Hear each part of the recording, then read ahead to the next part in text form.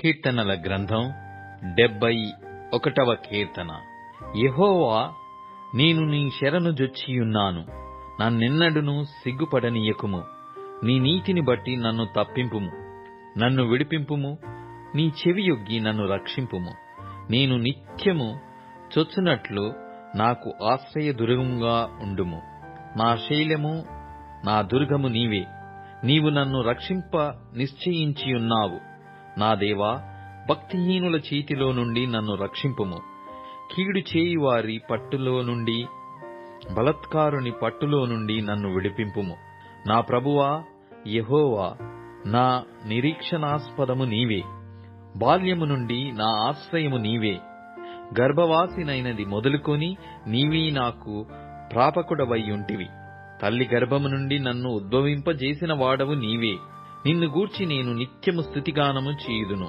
నేను అనేకులకు ఒక వింతగా ఉన్నాను, అయినను నాకు బలమైన ఆశ్రయము నీవే.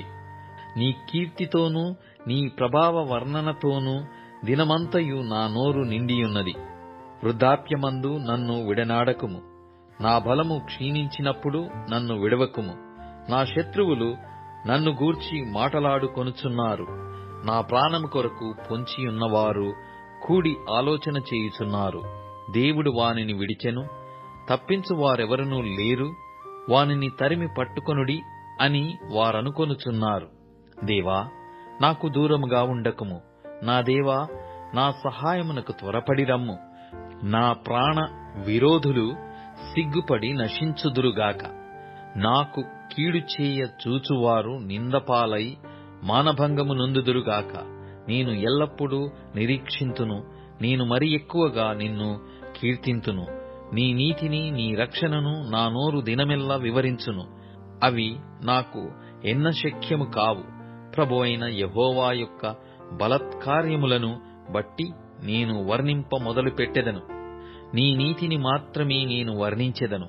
దేవా, బాల్యము నుండి నీవు నాకు బోధించు వచ్చితివి. ఇంతవరకు నీ ఆశ్చర్య కార్యములు నేను తెలుపుచునే వచ్చితిని.